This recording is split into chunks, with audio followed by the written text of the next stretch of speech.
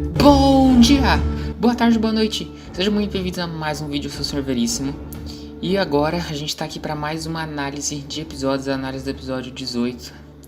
E olha, eu vou contar pra vocês, tem muita coisa, maluco, tem coisa demais. Olha, esse episódio me pegou desprevenido, cara. O tanto de informação que foi jogada na tela pra gente foi um negócio que eu não esperava. Então, tem tanta coisa pra falar que essa análise dessa semana vai ser dividida em duas partes. Essa primeira parte vai se tratar de todos os acontecimentos do intervalo pra trás. E a próxima parte, a parte 2, vai ser do intervalo pra frente. Então aqui do intervalo pra trás eu vou analisar toda aquela parte na ordem ali, todo aquele rio de informação que foi dado pra gente. E depois eu analiso a luta e o negócio todo lá e já aproveito para falar um pouco do final de Desconjuração. Então vamos lá. Aconteceu muita coisa antes do intervalo. Quer dizer, não aconteceu tanta coisa. Foi mais essa enxurrada de informação que a gente ganhou. Então vamos do começo. Todos os nossos agentes se recuperam de ter encontrado a seita das máscaras e do Joey ter sido levado embora.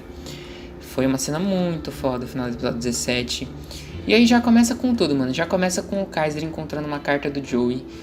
Em uma parte, assim, que eu fiquei devastado. Nossa, velho. Foi difícil. O próprio Calango falou que tava difícil de ler.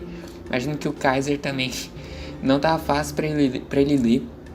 E a carta é bem grande, de modo geral é só o Joey se despedindo e dando conselhos pro Kaiser, falando que o Kaiser tem que tomar as rédeas, né? Ele tem que liderar a equipe, que ele é o mais capacitado agora que o Joey se foi, né? E é um fim de um personagem que é muito bom. Foi um personagem, cara, o Joey foi um personagem tão incrível e ele passando essa tocha pro Kaiser e no finalzinho ele dá uma deixa. Ele fala assim, ó, você me perguntou o que é ser um herói. Só um herói faria essa pergunta. E eu fiz um vídeo com esse tema justamente o que é ser um herói em homenagem ao Joey. Então o Luba escreveu isso daí no final, eu fiquei muito feliz. Obviamente não é por causa do meu vídeo, é só porque foi coincidência. Mas que foda, velho, ainda bem, é só porque é um assunto recorrente, né? Mas nossa, mano, eu fiquei muito feliz com essa citação aí. Porque realmente é o tema, mano. O tema do Joey, o tema da vida do Joey. E tá se tornando agora o tema da vida do Kaiser também. É esse papo de ser um herói, o que é ser um herói e tal. E eu achei muito foda essa despedida do Joey. Mas essa carta em especial tem duas passagens bem interessantes. A primeira é... Eu entendo agora. A seita das máscaras, Nathaniel. Eles querem proteger o equilíbrio. Nós precisamos deles também. Não temos outra chance. E isso me faz pensar que, na verdade, não é que o Joey se entregou para a seita das máscaras. É que o Joey literalmente se uniu à seita das máscaras, ele se sacrificou. Foi um sacrifício. Mas a seita das máscaras, ela já ia pegar o Joey de qualquer jeito. Ela ia pegar o Joey e todos os outros. Ela ia pegar o Joey e todos os nossos protagonistas. Mas o Joey fez um trato com a seita das máscaras para levar só ele e deixar os outros em paz. E eu não sei o que exatamente a seita das máscaras ganhou com isso, mas o Joey conseguiu convencer de alguma maneira a seita das máscaras a levar só ele. Provavelmente porque a gente sabe que os marcados são uma coisa que é tipo um poder. Quem tem mais marcados eu acho que tem alguma coisa, ou sei lá, alguma coisa assim. Então o Joey, como ele era um marcado provavelmente, todos os nossos protagonistas, nossos 8 protagonistas, eu assumo que eles são marcados, né? Se eles não são marcados, a maioria deles são. Porque a Beatriz a gente sabe que era uma marcada, né? Que quando ela morreu, a seita das máscaras, não sei se quem falou, não lembro quem falou. Mas alguém falou que a seita das máscaras, que a Beatriz, ela perdeu a marca depois que morreu. E a Liz também era marcada porque ela acordou no meio do ritual lá de desconjuração que estava sendo feito nela no orfanato. E foi dito pra gente também que isso era uma característica de um marcado, né? Que os marcados acordavam no meio desse ritual. Então a Liz e a Beatriz são as duas marcadas confirmadas. Então eu assumo que todo o grupo vai ser marcado também por causa disso. E quando todo mundo é levado lá pro bagulho da Seita das Máscaras, lá pra aquele universo, pra aquele mundo que a Seita das Máscaras manda eles, a Seita das Máscaras faz um diálogo lá e eles têm uma conversa que dá bastante a entender que todos eles são marcados. Então eu estou assumindo pra esse vídeo que todos os protagonistas são marcados. Então a Seita das Máscaras, basicamente, eu acho que ela queria pegar todos os marcados pra ela, pra meio que proteger eles dos scriptas, e o Joey convenceu eles a levar só ele. Porque o Gal e o Kiang e a galera, eles estão atrás dos marcados. Eles estão atrás, entre aspas. Tipo assim, eles estão agora. Antes eles não estavam, né? Porque antes eles deixaram os marcados ficarem fortes, né? Que foi o que aconteceu nesses últimos episódios todos. E agora sim eles estão atrás dos marcados. Tanto é que começou a porradaria entre scriptas e marcados nesse episódio agora. Mas enfim. Então a Seita das Máscaras, de acordo com o que o próprio Joey fala, ela quer proteger o equilíbrio. O que significa isso? Eu acho que, na verdade, significa que eles querem proteger a nossa realidade, né? O equilíbrio seria esse equilíbrio entre a nossa realidade e o outro lado, assim, no sentido de que um não invade o outro, sabe? No caso, o outro lado não invade a nossa realidade e o equilíbrio entre a nossa realidade e o outro lado se mantém firme. Eu acho que esse é o equilíbrio que a Seita das Máscaras quer proteger. Portanto, no final das contas, a Seita das Máscaras não é um grupo de vilões, né? A Seita das Máscaras é um grupo de meio que anti-heróis, talvez, um grupo de... Eles estão do nosso lado, basicamente. A Seita das Máscaras vai nos ajudar nessa treta, o que é muito bom, ainda bem, né? Porque se a gente fosse lutar contra eles, a gente tava na merda. Os caras é muito forte. E aí, como eu sou Seita das Máscaras Stan, eu fico ainda mais feliz, porque a gente vai ter umas cenas muito fodas com a Seita das Máscaras ainda nos próximos episódios, vocês podem ter certeza. Mas vamos deixar de lado isso por enquanto. No próximo vídeo, na parte 2, eu falo mais da Seita das Máscaras. Então basicamente o Joey se uniu à Seita das Máscaras e agora ele vai ter o único objetivo na mente dele. Todo o ser dele está concentrado em derrotar Kian e os scriptas, o que é muito foda. E a segunda parte dessa carta, que eu acho que é muito interessante, que é algo a de ser discutido, o Joey fala assim, ó, o Joey só fala isso: a Mia é muito inteligente também. Se não fosse por ela, 3 pontinhos. E essa cena dá a entender muita coisa. Será que a Mia e o Joey tiveram um diálogo específico que a gente não sabe? Será que isso é coisa de Enigma do Medo? Será que o Joey só tava falando que ela é inteligente mesmo e não tem nada demais aí? E agora que a gente tá falando da Mia, a gente puxa pro diário do Arnaldo Fritz, né? Mas antes vamos falar um pouco, eu falei na análise do último episódio, que a gente ia saber nesse episódio definitivamente se Enigma do Medo se passaria ou não, se passa ou não durante a desconjuração. E eu posso ser sincero, eu acho que a chance é muito alta. Eu acho que a chance é, muito alta. Se já não começou Enigma do Medo, começou agora. Porque o Veríssimo voltou, né? Não sei direito como, porquê, mas ele voltou. A Mia tá preocupada com alguma coisa, ela tá intrigada. E ela saiu em alguma missão, alguma coisa. Ela saiu com pressa, extremamente preocupada. Isso não pode ser coincidência. O Cellbit não pode estar jogando esse verde pra cima da gente sem ter nada a ver com o Enigma do Medo. Não sei se quando terminar a desconjuração... Eu tô sentindo que a desconjuração vai terminar e, na última cena vai ser a Mia falando, porque não sei o que lá, sei que lá, o culto do medo. E aí acaba, tá ligado? Ia ser muito foda. Mas eu acho que a gente vai ouvir esse nome em desconjuração em algum momento, cara. Em algum momento alguém vai falar culto do medo, cara. E quando isso acontecer vai ser muito foda. Mas eu acho que desconjuração e Enigma do Medo estão com eventos interligados já estão os eventos interligados.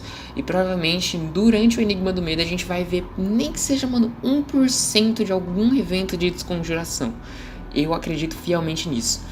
Então, essa parte da Mia foi bem legal, porque ela deu pra gente o diário do Arnaldo Fritz. E esse diário, meus amigos, essa merda desse diário tem coisa pra cacete. Mas... vamos lá, antes da gente ir pra esse diário, vamos falar das transcendências, porque teve isso que aconteceu também. Basicamente, os nossos agentes vão transcender e a Agatha agora tá com um monte de novidade, né? A Agatha agora tá com a lojinha de itens amaldiçoados e de rituais dela. Tem rituais muito fortes lá, tem a versão melhorada do ritual de cicatrização do Dante. Tem o ritual de descarnar também, ou era no livro? Não, acho que o ritual de descarnar tava lá também e o Fernando comprou, o Luciano comprou. Tem também os itens amaldiçoados, né? O Luciano pegou aquele anel que dá vantagem no tiro, em 2 tiros no caso, né? A Erin pegou aquele amuleto que o dano volta pra quem acerta você, dano de energia, né? Então vários itens muito interessantes. E o Dante compra o ritual de queimar, de desintegrar criaturas de sangue, alguma coisa assim. E graças a Deus o Dante comprou esse ritual. Nossa, velho, ainda bem que o Dante comprou essa merda, velho. Nossa, se o Dante não tivesse comprado isso, a gente tava na merda, mano. Mas o Dante comprou, ainda bem o Dante comprou. E o Selbit, obviamente, colocou aquele ritual ali de propósito naquela hora. Porque se não tivesse aquele ritual, tinha morrido uns 3 naquela luta. Mas enfim, não estamos falando da luta aqui ainda. E a Agatha, mano, tá agora também, ela consegue falar o que um ritual faz antes mesmo desse ritual, dela aprender esse ritual, antes mesmo de alguém aprender esse ritual. Provavelmente porque ela tá com muita exposição paranormal agora. Provavelmente ela transcendeu demais, né? E aí agora ela desbloqueou talvez seja uma coisa do arquétipo de ocultista, né? Que você consegue dizer exatamente o que o ritual faz antes mesmo de você transcender com ele. E se for isso, é muito foda. Eu imagino se o Dante vai desbloquear isso em algum momento. Talvez não, estamos chegando no final de Desconjuração. Mas seria muito foda. A Agatha é muito forte, né? A gente já sabia disso, mas a Agatha tem mais aí eu imagino mais de 60% de exposição paranormal, mais de 65%, 70% talvez. Mas ela tem as maracutaias, mano. A Agatha é muito foda. E a gente descobre também um pouco do passado da Agatha, né? Que ela conta pro Arthur que ela se meteu nesse submundo aí do ocultismo e foi torturada, usada de fonte de dor e medo. É muito, muito pesado isso, né? A mina é uma adolescente de 15 anos. E eu vi uma teoria muito interessante de que talvez quem fez isso com ela foi o pai do Gabriel, né? O não sei o que das quantas Opspur, que é o dono da construtora que fez a escola. Inclusive os Opspur, a construtora Opspur, ela pode estar envolvida com a imobiliária Fachada, que era do Álvaro Augusto, que era o diretor da escola, né? Então o Álvaro, ele pediu para a construtora fazer esse bunker. Então a construtora tem coisa paranormal nela, né? Então se pá que o pai do Gabriel, né, que é onde o corpo da Agatha, a alma da Agatha tá no corpo do Gabriel. Então o pai do Gabriel tem mais que motivos para torturar a Agatha. Não justifica, né? Só tô falando que ele tem alguma motivação para isso. E ele pode ter feito isso com ela. Eu vi essa teoria por aí, eu achei bem interessante. Mas eu não sei se vai ser algo que vai ser abordado ainda. A gente já tá muito na reta final para essas coisas serem abordadas agora. Então a gente descobre esse passado da Agatha muito triste. Arthur e Agatha tem uma cena bem legal entre os dois também. Eu gosto muito da amizade de Arthur e Agatha, cara. Eu acho realmente uma amizade bem, bem fofa, bem interessante. Uma amizade, ok? Fandom, uma amizade, beleza? Ok. Então, tirando isso da frente, a gente tem todo mundo transcendendo e descobrindo vários rituais novos, né? No caso, o único que não pega ritual é o Kaiser, se eu não me engano. O resto, todo mundo pega ritual. O Arthur pega o ritual do ódio incontrolável. O Dante pega aquele lá das criaturas de sangue. A Erin pega aquele de curar muito foda, curar pra cacete. O Luciano pega o de descarnar. E só. E o Kaiser transcende sem. E nossa, ainda bem, né, que o Kaiser transcendeu sem ritual. Glória a Deus que o Kaiser transcendeu sem ritual. Porque se ele não tivesse transcendido sem ritual, ele tinha morrido pra cacete. Ele tinha morrido umas 2 vezes. Se não fosse os 3 de armadura que ele ganhou naquela transcendência dele, bicho. Inclusive, mano, os players estão ficando muito fortes graças a essa transcendência, velho. Cada vez os players estão ficando mais fortes. É que nem o Selbit falou, né? É exponencial. Quanto mais forte você fica, mais forte você vai ficar. E mano, é uma ladeira abaixo da força paranormal e da perda de sanidade, né? Então o Kaiser, ele fica muito forte. Kaiser e Arthur estão muito fortes. Os caras estão monstruosos. Dante também tá muito forte, apesar de ele estar cego. Ele tá agora... Nossa, velho, ainda bem que o Dante desbloqueou aquele bagulho de usar 2 rituais ao mesmo tempo. Porque agora ele consegue ver a aura do monstro enquanto ataca ele. Nossa, isso quebrou um galho absurdo. Cara, se não fossem esses arquétipos extremamente convenientes, tinha morrido uns 3 ou 2 hoje, velho, sério, porque o bicho foi muito forte e os nossos players não estavam nem um pouco preparados se não fosse essa transcendência aí no final. Então, graças a Deus, né, ainda bem que o Deus Selbit teve misericórdia de nossas almas. Então, teve toda essa cena da transcendência, foi muito pica, muito legal tudo isso. E vamos agora pro mais importante desse episódio, da primeira parte desse episódio, provavelmente desse episódio inteiro, na real. O diário do Arnaldo Fritz. E nossa, esse diário tem tanta coisa, velho. Vamos por partes aqui, ok? Vamos por partes, que nem o Jack Stripador. O Arnaldo Fritz descobriu que tinha coisas estranhas acontecendo com o Leonardo Gomes. Que o Leonardo Gomes estava agindo estranho, tinha alguma coisa muito estranha com ele depois dele ter sido adotado, certo? Então, dia 7/6/2005. Estudo sobre o Leonardo Gomes. Uma das crianças que resgatei de um trauma paranormal terrível parece ter sido envolvida novamente com esses malditos ocultistas. Então, o Leonardo Gomes, aparentemente, antes de ir pro orfanato, os pais dele foram mortos pelo paranormal, ou ele passou por uma experiência paranormal terrível, né, como o próprio Arnaldo disse, o que fez ele ser adotado. Por isso, o Arnaldo visou especificamente ele. O que a gente podia imaginar que ele tinha já alguma conexão com o paranormal antes de virar o Kian, mas não era nada confirmado, agora a gente sabe. O Leonardo Gomes, desde pequeno, muito pequeno, já sabia da existência do paranormal. Apesar de meus contínuos esforços para apagar as informações do pequeno de todos os sistemas burocráticos para que não fosse rastreado, parece que o outro lado insiste em perseguir os desafortunados. Leonardo Gomes, após ser adotado por um casal que agora se encontra desaparecido, retornou com uma aparência completamente modificada, impossível de ser atingida a essa magnitude sem influências paranormais. Mais pra frente ele se aprofunda nisso, vou falar mais pra frente. Ao dialogar com o menino, ele parece ser a mesma criança que conhecia todos os momentos que vivia consigo com os residentes do orfanato Santa Menefreda. Basicamente, ele continuou com as memórias dele. Então por quê? Por que sua aparência se tornou idêntica à dele? Kian, um dos maiores mistérios não resolvidos da Ordem, mais uma vez voltando para nos assombrar. E o que o Arnaldo falou que é muito interessante. O Leonardo Gomes, ele não era, como a gente sabe, né? Ele mudou de aparência e a aparência dele se tornou muito parecida com a do Kian. Então a gente tem confirmado, depois o Arnaldo Fritz reforça ainda mais isso, de que o Kian usa um ritual para manter a aparência dele sempre a mesma, né?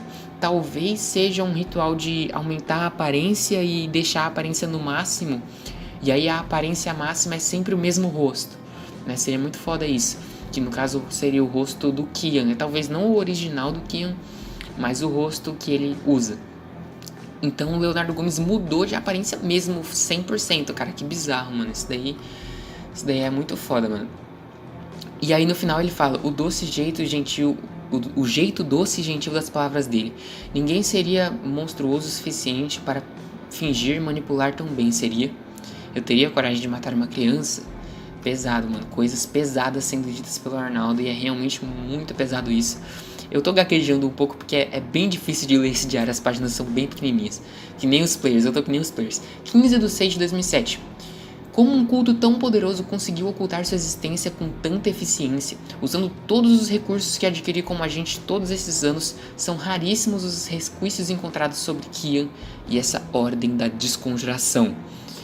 E a Ordem da Desconjuração, eu me pergunto exatamente o que ela é, né? Eu imagino que ela seja um tipo de uma ordem antiga que vem desde os primórdios e que está destinada a cumprir a desconjuração. A desconjuração, na minha opinião, é a profecia que a gente vê o Arnaldo tentando decifrar mais pra frente, né? Eu acho que aquele tablete com a profecia é a desconjuração. Aquilo é a desconjuração, é a profecia da desconjuração. E o Kian é tipo o líder deles, algo assim. Os achados recentes sugerem que Kian... que Kian parece vestir sempre o mesmo rosto, como se usasse um ritual para manter sua aparência, exatamente o que eu falei antes. O egocentrismo e a arrogância de se auto-intitular um deus talvez faça acreditar que sua aparência é divina e por isso sempre se transforma nela novamente. Interessante. Isso me assusta considerando a situação atual do Leonardo. Pedi ao padre Ronaldo ficar atento e me informar de qualquer transtorno, né? Infelizmente não, ele virou aí o Impap, então não foi possível, né? Então de novo o Arnaldo confirma que o Kian mudou a aparência do Leonardo para se tornar exatamente igual a dele. 8/9/2008. Os rituais conhecidos como passagem sempre parecem de alguma forma envolver a separação e a conexão de elementos. E essa parte é muito interessante, porque até então a gente acreditava que a passagem ela era basicamente uma passagem do corpo do Kian para o outro. Basicamente era só isso que ela fazia. A passagem simbolizava passar o Kian de uma pessoa para outra. Mas aparentemente é muito mais que isso. A passagem parece envolver de alguma forma a separação e a conexão dos elementos, né? A gente sabe que o Kian, ele sabe tudo.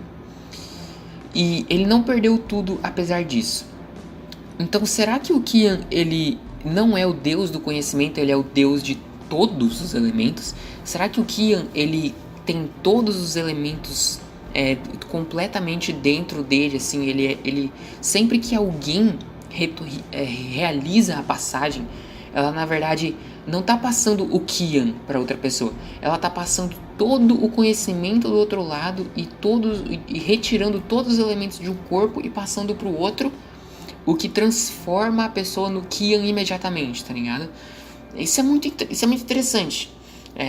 Todo esse bagulho do diário, toda essa passagem do diário do Arnaldo Fritz, eu quero muito ouvir, ler no caso, o que vocês têm a dizer sobre isso. Eu quero ver as teorias de vocês nos comentários, porque tem muita coisa a se discutir sobre isso, cara, muita coisa mesmo, e sozinho eu não vou conseguir entender tudo isso. Eu não gosto muito, assim, de ver outros streamers, eu não gosto muito de ver, tipo, live da Gabi. Eu sei que a Gabi acerta muitas previsões e tal, mas eu pessoalmente não gosto de ver, porque eu gosto de tomar minhas próprias conclusões e analisar eu mesmo e montar eu mesmo minhas teorias. Então, se eu falar alguma coisa aqui que já foi explorada ou que já foi resolvida e tal, me perdoem e me informem nos comentários, por favor, porque eu quero criar minhas teorias com vocês, velho. Continuando o diário. 4.000 anos atrás, os sumérios acreditavam que os deuses Ki, céu e An, não, ao contrário, An, céu e Ki, terra, se uniram para criar um filho equivalente a Deus. O mesmo filho o separaria em seguida. Então a gente tem aqui a origem do nome Kian, né? Os dois deuses sumérios representantes da terra e do céu, Ki e An. Essa era uma teoria que já estava rolando, eu já sabia disso, eu só nunca comentei, acho que eu nunca comentei. Não sei porquê, mas eu já sabia disso. É confirmado, né? Foi confirmado. E o nome desse filho na mitologia suméria normal, putz, eu esqueci agora qual que é o nome dele. Mas é um nome, eu vou pesquisar, calma. Enlil, deus do ar, Enlil. O filho de Ki e An na mitologia suméria chama-se Enlil, como deus do ar separando o céu e a terra. Então eu me pergunto se o nome original do Kian era Enlil e ele se disfarçou como Kian, né? Porque o Arnaldo Fritz fala aqui logo em seguida, Kian talvez não seja seu nome original, mas um nome que ele escolheu. Então talvez ele pegou esse nome, e o nome dele original era Enlil, e ele virou o Kian para se disfarçar, talvez. Ou para ter mais um bagulho de ser um deus e tal, eu não sei direito. Mas é uma curiosidade aí, vamos ficar com esse nome na mente. Enlil, grave esse nome. Os achados sempre parecem estar mencionando os mesmos termos.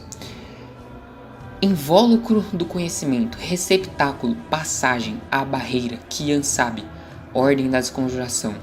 A origem de Kian, quem são os integrantes da ordem da desconjuração?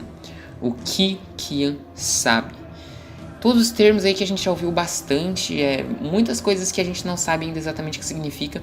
Invólucro do conhecimento pode ser o próprio Kian, né? Pode ser o corpo para receber o Kian. Receptáculo esse aí definitivamente é o corpo para receber o Kian. Passagem é o ritual de passar o Kian um para o outro, de quebrar os elementos e transformar eles de novo, de passar os elementos, né? De conectar e desconectar os elementos. A barreira, talvez a membrana que liga o nosso mundo do outro mundo. Kian sabe, sim, Kian sabe e ele sabe de tudo, como o próprio Bruno confirma no final desse episódio.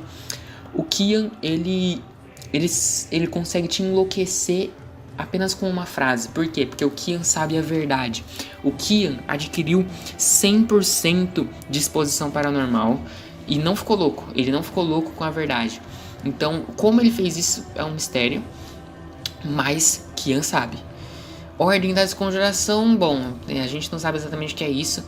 Eu diria que é uma ordem antiga, né? Eu diria que é um culto antigo, talvez, que se uniu e depois de um tempo se esvaiu e fez essa profecia, ou já tinha essa profecia ao redor desse culto, de que ele iria realizar tudo que está sendo realizado agora.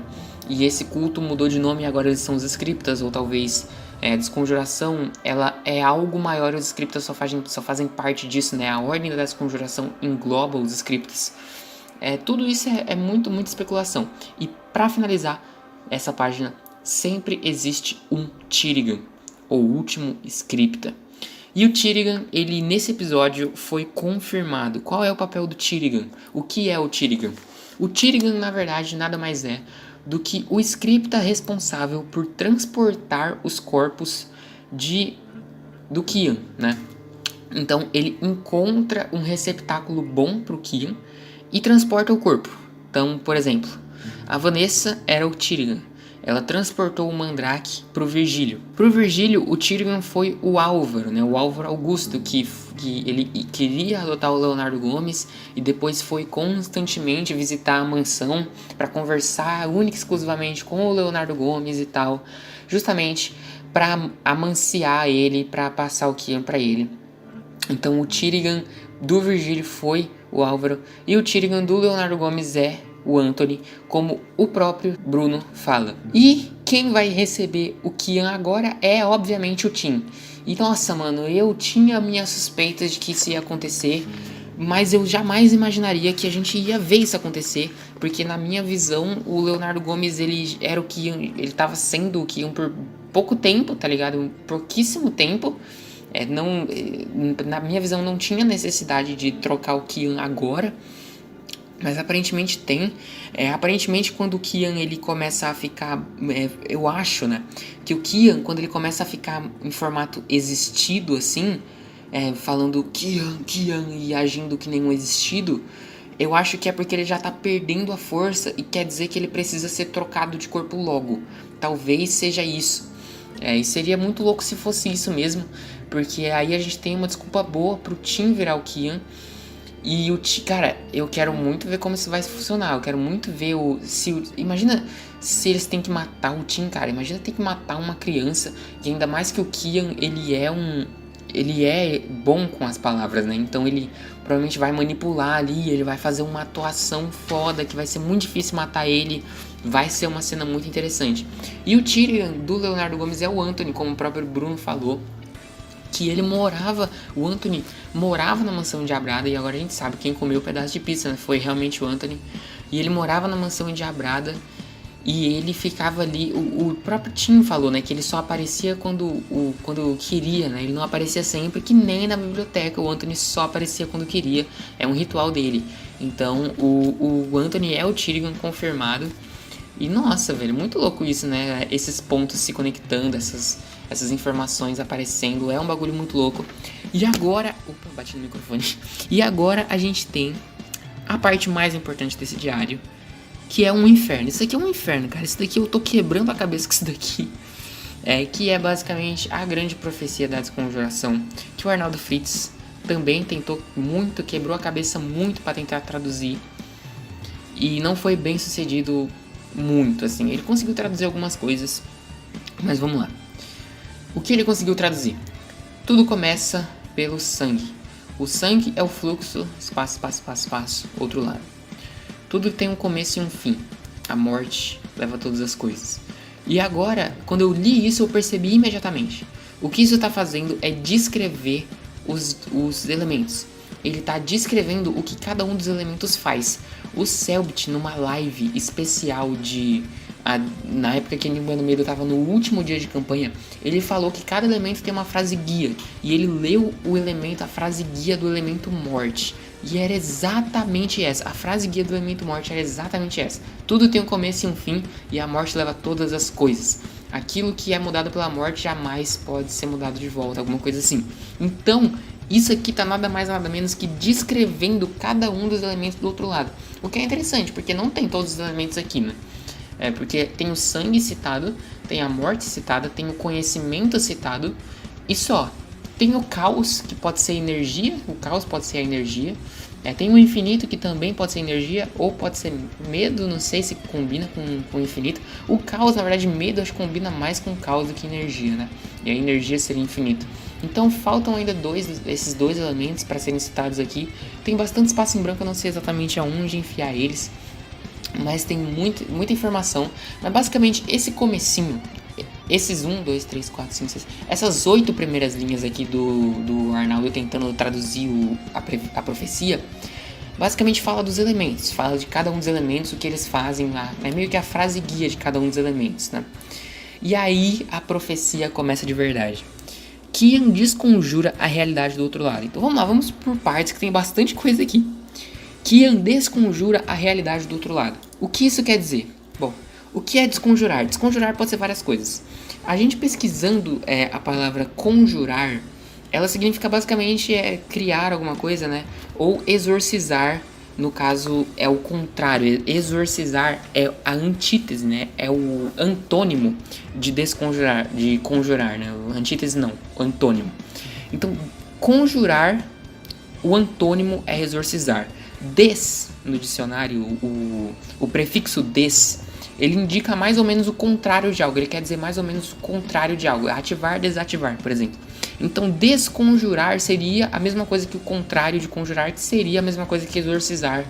Então, exorcizar. Kian, vamos substituir. Kian exorciza a realidade do outro lado. O que isso quer dizer, a gente ainda não sabe. Então, basicamente, a gente continua na estaca zero com isso. Talvez seja por isso que o Kian, ele consegue, ele sabe tudo, ele é 100% exposição paranormal, ele é totalmente ligado ao outro lado, e mesmo assim não ficou louco, porque ele exorcizou a realidade do outro lado, ele desconjurou a realidade do outro lado, e por isso ele não ficou louco. Não sei exatamente, de novo, né? Não sei exatamente o que isso quer dizer, mas talvez isso signifique que ele meio que alterou a realidade do outro lado para meio que caber nele, que nem a gente vê a frase, a palavra desconjurar sendo usada no verso seguinte. Tirigan desconjura Kian. Isso é muito interessante, porque a gente sabe que o Tirigan, a relação dele com o Kian é de meio que servo, né? O Tirigan, ele é responsável por mudar o Kian de lugar, por encontrar um receptáculo ideal pro Kian. Então ele sempre tá ali buscando pessoas pro Kian passar. Então, Tirigan desconjura Kian. Então, o Tirigan, como o objetivo dele é sempre encontrar membros, sempre encontrar pessoas para o Kian passar, para ele passar para a próxima, então desconjurar nesse sentido significaria mudar. Seria tipo, Tirigan movimenta Kian, Tirigan move Kian, sabe? Tirigan exorciza Kian, no caso, troca Kian de corpo. É o que o Tirigan faz. Não sei se desconjurar significa isso nessa frase, mas parece, essa palavra desconjurar significa muita coisa. O Selbit parece que deu vários significados para ela, porque a palavra desconjurar em si não existe, não tem no dicionário. Então o Selbit, ele inventou essa palavra e parece que deu o próprio significado para ela. Então pode ser qualquer coisa. Então eu também quero saber de vocês nos comentários o que vocês acham que significa desconjurar, porque vai ser extremamente importante a gente descobrir o significado dessa palavra para descobrir o que está acontecendo nesse mundo, né? Porque o Kian desconjurou a realidade do outro lado e o Tirigan desconjurou o Kian. E essas duas frases parecem não ter uma ligação direta, assim. O significado de desconjurar parece que muda de uma dessas frases para outra, não parece? Ou eu que tô ficando louco? Enfim, eu acho que sim. Diga aí nos comentários o que vocês acham. E aí continua. O caos, espacinho virtuoso. Provavelmente, se o caos, voltando agora pra descrição dos elementos, ok? O caos pode ser o medo, certo? Então pode ser que aqui nesse espaço seja medo. Então o caos, medo é virtuoso, ou o caos é medo virtuoso, ou alguma coisa assim. Eu imagino que o caos tem a ligação com medo. Aí, os marcados, espacinho, sangue. Essa parte é muito interessante, porque aí já entra a pergunta, né? O que são os marcados? Que é uma pergunta que a gente tá se fazendo desde o episódio 5, 6. Faz um tempinho que a gente tá se fazendo essa pergunta. Então, essa é uma pergunta que a gente vai continuar se fazendo, pelo menos por enquanto. Os marcados, agora a gente sabe, eles têm relação com o sangue. Né? O sangue aqui, como o próprio Arnaldo fala aqui na tradução, o sangue é o fluxo, não sei o que, outro lado. Provavelmente é o fluxo que rege não sei o que lá das forças do outro lado. Então, provavelmente os marcados, como eles têm ligação com o sangue, talvez eles sejam escolhidos do outro lado. Talvez os marcados sejam pessoas escolhidas pelo outro lado e que o outro lado não quer elas mortas. O outro lado quer que elas cumpram um certo papel, quer que elas desempenhem uma função específica. Então, Os marcados, por isso que a Liz, quando ela foi ser desconjurada, quando eles fizeram a desconjuração nela lá no orfanato, ela acordou no meio do processo de desconjuração. Justamente porque o outro lado não queria que ela fosse desconjurada, não queria que ela fosse morta, entre aspas, né? Porque ela precisava cumprir o papel dela. Então, os marcados, eles são meio que protegidos do outro lado, entre aspas. E é por isso que os scriptas não mataram os nossos agentes, porque eles precisavam o outro lado precisa deles, né? Tirando a Liz, que já tinha cumprido seu papel, né? E aí, os espaço definham.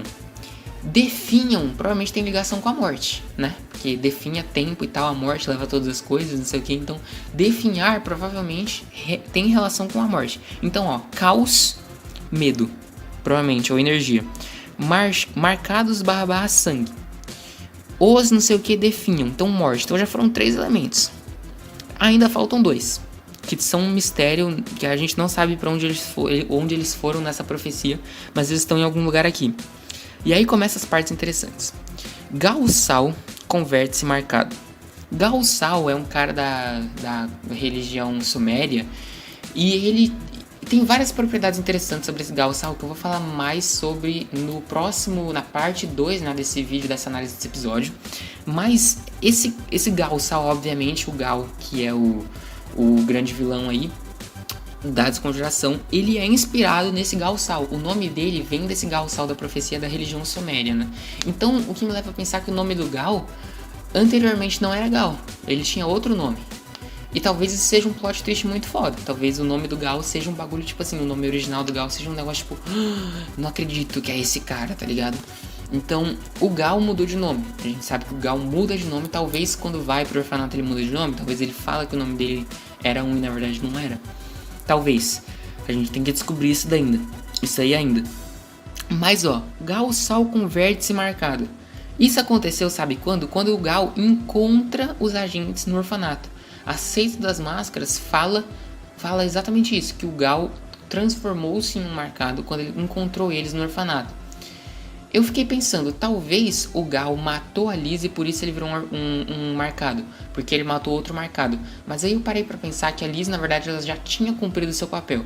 Então provavelmente a partir do momento que ela cumpriu o papel dela, ela deixou de ser marcada, né? Então eu acho que não tem nada a ver. Eu acho que o Gal cumpriu o propósito dele ao encontrar eles ali, ao encontrar os marcados ali, e aí ele se tornou um marcado também, provavelmente porque a partir do momento que os dois se encontraram, os marcados todos encontraram o Gal. E aí o objetivo dos marcados a partir daquele momento se tornou matar o Gal. Ou seja, o Gal se torna um marcado imediatamente porque ele é diretamente ligado à vida. A vida dele é diretamente ligada ao objetivo principal de todos os marcados ao mesmo tempo. O que imediatamente torna ele um marcado também. Eu penso que é assim. Eu penso que é alguma coisa relacionada a isso. E é muito interessante porque se realmente é isso, se o Gal converte-se marcada, que se Gaussal converte-se marcada, que nem tá escrito aqui, acontece no orfanato, então quer dizer que tudo que tá antes, qual é a profecia, né, a ordem cronológica, tudo que tá antes já aconteceu. Então o Kian já desconjurou a realidade do outro lado, o Tyrion já desconjurou o Kian, o Caos não sei o que já foi virtuoso, os marcados já não sei o que com o sangue, e os caras já definharam já, então já aconteceu tudo isso. E possivelmente algumas coisas aqui na frente também já aconteceram. Que nem esse espação é alcançado, né? Eu não sei o que isso significa e é bem difícil tentar chutar qualquer coisa, mas provavelmente pode ser que isso já aconteceu. Porque Gaussal converte-se em marcado já aconteceu, a gente sabe que já aconteceu. Então pode ser que isso aconteça. Aí tem, já aconteceu, né? Aí ó, a desconjuração espação. O que isso significa? Também muito difícil de saber. Talvez seja a desconjuração é concluída, a desconjuração é alcançada, é realizada. Possivelmente é algo assim. E aí a gente tem o grande verso final. Kian, espaço, espacinho, espação. Esse verso final me dá muito medo. Provavelmente talvez seja algo como Kian domina o universo inteiro e se torna o deus dos deuses, imortal, onipresente, onipotente, onisciente. Pode ser algo assim. Mas não dá muito pra gente saber por enquanto. Então eu queria saber de vocês, o que vocês acham que está acontecendo nesse documento, o que vocês acham que o Arnaldo Fritz descobriu, o que é a desconjuração, o que é o Kian, o que é desconjurar alguém, o que são os marcados e para onde vai essa história. Muito obrigado por ter assistido esse vídeo, eu espero que vocês tenham gostado. A parte 2 sai em breve, onde a gente vai discutir a luta, onde a gente vai discutir o Bruno, a Clara, o Henry, o Empapix e tudo que vai acontecer no futuro da desconjuração. Deixem nos comentários o que vocês acharam, se eu falei alguma merda, se vocês discordam ou concordam em alguma opinião que eu dei aqui. Eu espero vocês na próxima, comentem comigo e interajam, por favor, porque esse episódio vai precisar, a gente vai precisar para analisar esse episódio melhor. Eu sou o Silveríssimo, se inscreve aí no canal para receber toda semana mais conteúdo de Ordem Paranormal. Muito obrigado a todos e até a próxima. Tchau!